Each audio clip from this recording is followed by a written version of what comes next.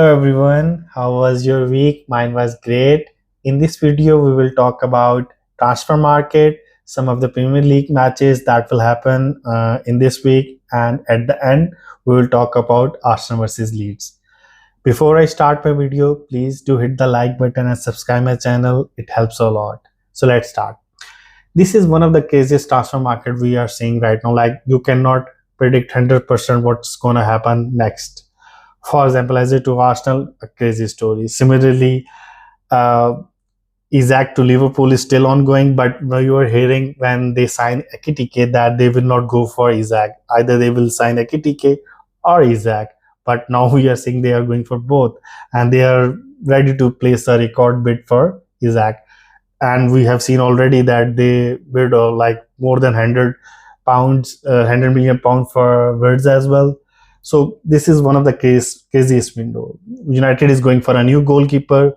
Lemons, I haven't seen him. I don't know anything about him. So Manchester United fans, do tell what kind of goalkeeper he is. Is he for the future, or is he better than what you got right now? Do share what kind of goalkeeper he is.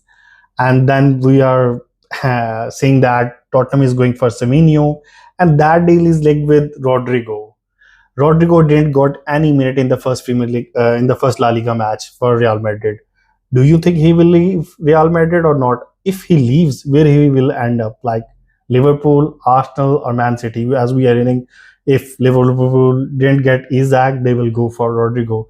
So Rodrigo is someone who is linked with a lot of clubs, and a lot of deals are linked with him as well at the same time. So as I was saying, it's a crazy window. And do share what deal you think will happen. That you think definitely that deal will happen regardless of what rumors are saying, what media channels are saying. What deal you think will definitely happen, and what's the deal you think will not happen? Like regardless of the rumors, regardless of the what you are hearing or seeing on the social media, like which deal you think will not happen? In my opinion, Liverpool to Isak will happen, and Rodrigo to any other Premier League club, it will not happen. So these are my two deals. Do share yours. So let's talk about Eze to Arsenal. Eze to Arsenal is a crazy story. Like for we know Arsenal were in talks with Eze from the start of the June. They were already like having discussion or trying to sign him. Like I'm as per Ben Jacob, Arteta and Berta had a 3 hour session with Eze, and they explained him the project, and they explained him how he will fit in the team, and he was sold to the project, and he was eager to come to Arsenal. Like from the get go, he wanted Arsenal. But then we heard that that deal was linked with Ethan Maneri deal. Like we were hearing that Ethan was not signing the extension or new contract, and he might leave Arsenal. So that's why at that point of time, stories were saying that Arsenal was linked to Eze, or they were going for Eze. But later on, when Ethan signed the new deal, Arsenal cooled down their interest in the Eze. But is that true or not? Like we are also hearing that now why they have signed Eze. Like stories are coming out that due to Havertz's injury, they have went for Eze. That's why they have signed. But we are also hearing that no, it's not like that. They were already that was like already in place. The like this was already in their plan. They wanted to sign Eze, but they were waiting for some outgoings. They wanted to sell some players like Trossard, Martinelli, but we have seen that Trossard have signed a new contract with a good pay raise, and now we are hearing that that deal is linked to Havertz's injury. That's why they have given him a pay raise or signed a new contract with him. So, which story do you think is true? In my opinion, as it was already in their plan, but they were waiting for outgoings, but that didn't happen quickly. So when they see Spurs going in for him and they were ready to bid for him, or they were ready to sign him, then Arsenal felt they do not have the time to spare, and they went in and signed him under the nose of Spurs. It's a crazy story. Why I'm saying that? Because till Tuesday, it was all like as a to Spurs is done. We were hearing all that on the social media and media channels, and from tier 1 journalists as well, that as a to Arsenal will, as a to Spurs will happen.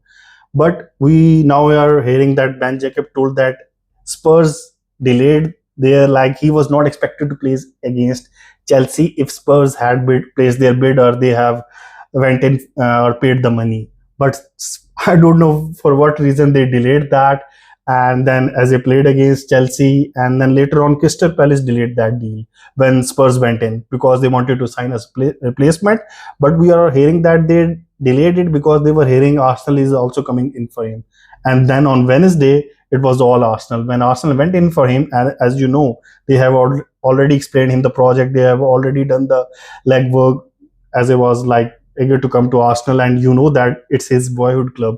It's a wonderful story. If you have seen the video that in 2018 he shared that he wanted to come back to Arsenal. He was let go by Arsenal at the age of 13, and he wanted to come back and prove that he's good enough to play for Arsenal, and he want to win with Arsenal.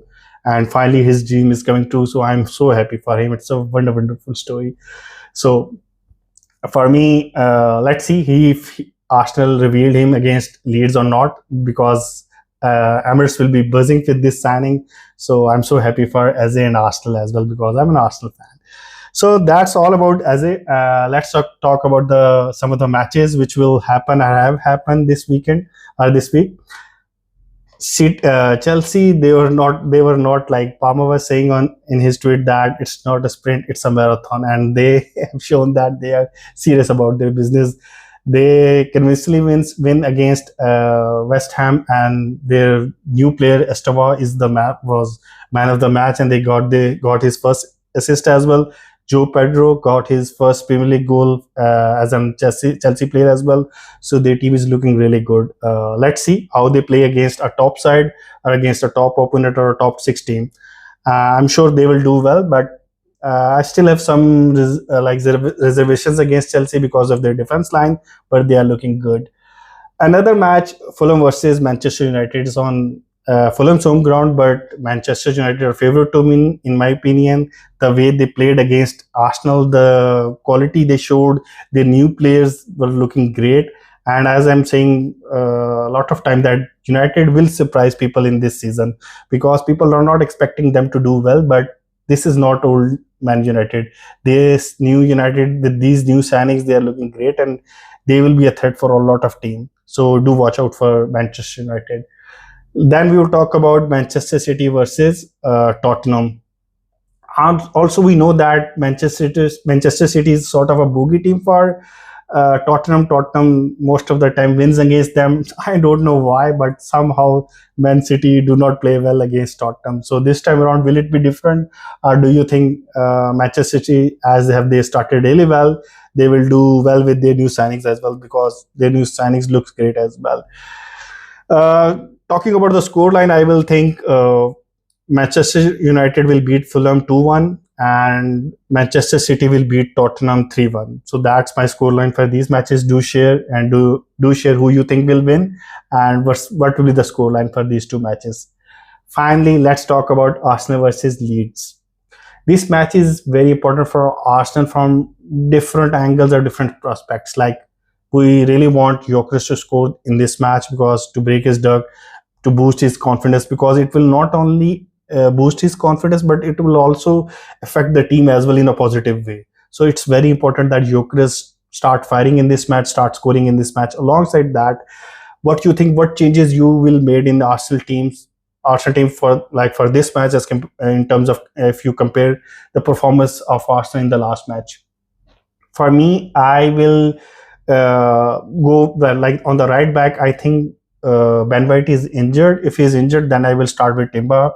And on the left side, a lot of people are saying place Lewis Kelly, but I will still go with Calafiori, because he adds something in Arsenal team which other players don't. Sort of a chaos, sort of an X factor from that side. And we know that our left hand side is not good right now, and he adds something which we are missing. And if we start Madueke instead of Martinelli or Trossard, I will think that will be a good start, a good thing as well, because Leeds, although they won their first match, which was a surprise against Everton, but they played really well in that match. But if you have seen that match as well, they were like not on the attacks, like they were not attacking a lot. They were defending, and they were staying in their box, or they're in their half most of the time.